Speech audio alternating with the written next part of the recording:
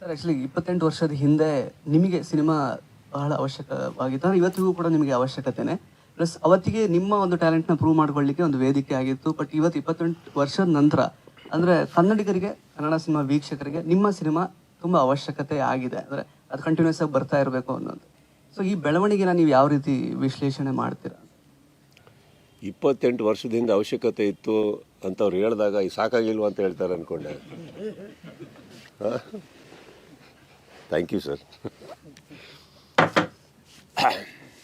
ನೀವು ಆ ಪ್ರಶ್ನೆಯಲ್ಲಿ actually when you say that ಕನ್ನಡದಲ್ಲಿ ಅವಶ್ಯಕತೆ ಇದೆ ನಿಮ್ಮ ಸಿನಿಮಾ ಅಂದಾಗ I think I take it as an honour and a lot of respect from your end to us. ಇದು ಯಾವಾಗ ಎಲ್ಲಿವರೆಗೆ ನಿಮಗಿದು ಫೀಲ್ ಆಗುತ್ತೆ, I think you feel very humbled sir that ಇಷ್ಟು after almost another 2 years it will be 3 decades.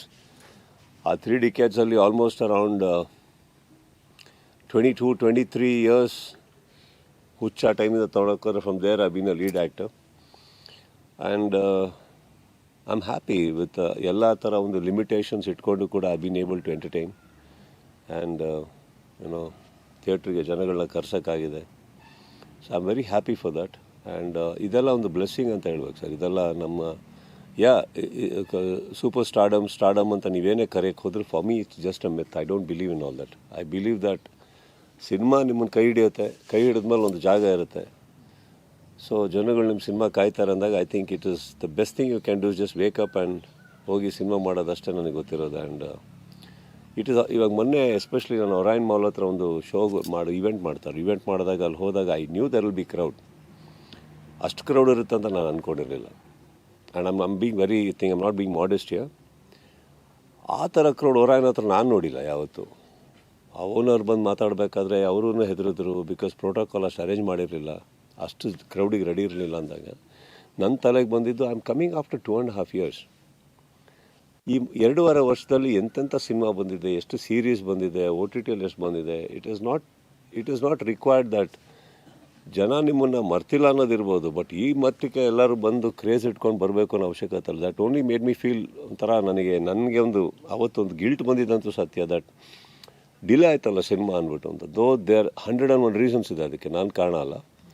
But still I felt like that and it was very overwhelming to see that. ಈ ನನ್ನ ಜಾಗದಲ್ಲಿದ್ದರೆ probably ನಾನೇನು ಹೇಳ್ತಾ ಇದ್ದೀನಿ ನಿಮ್ಗೆ ಅರ್ಥ ಆಗುತ್ತೆ. ಏನೋ to see that kind of love and screaming, yelling. Sir ನಾನು ಮೊನ್ನೆ ಒಂದು 2 ವಾರದ ಹಿಂದೆ ಯಾವುದೋ ದೊಡ್ಡ ಸಿನಿಮಾ ಕೊಟ್ಟು ವೇದಿಕೆ ಹತ್ತಿಲ್ಲ. 2.5 ವರ್ಷ ಆಯಿತು, ಕರೆಕ್ಟ್.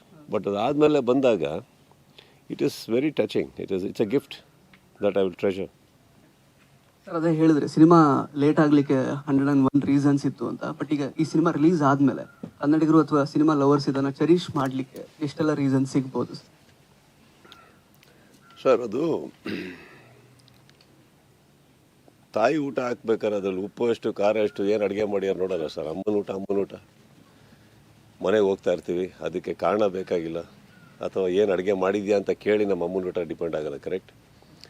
ಜನ ನಿಮ್ಮ ಮನಸ್ಸಲ್ಲಿ, ಅವ್ರ ಮನಸ್ಸಲ್ಲಿ ಒಂದು ಸ್ಥಾನ ಕೊಟ್ಟು, ಇಂಡಸ್ಟ್ರಿ ಒಂದು ಸ್ಥಾನ ಕೊಟ್ಟಿದ್ಮೇಲೆ ಅದೊಂದು ಅದೇ ಥರ ಊಟ ಸರ್. ಇದ್ರ ಮೇಲೆ ನಾನು ಇನ್ನೂ ಕೂತ್ಕೊಂಡ್ರೆ ನೀವು ಯಾಕೆ ನಾನು ಸಿನಿಮಾ ನೋಡಬೇಕು ಅಂತ ಕಾರಣ ನಾನು ಕೊಡಬೇಕು ಅಂದರೆ 28 ವರ್ಷ ಆದಮೇಲೆ ರಿಟೈರ್ ಆಗಬೇಕು ಅಂತ ಅರ್ಥ. If I still have to give reasons as to why you should see the film, then that means I'm in a very bad spot.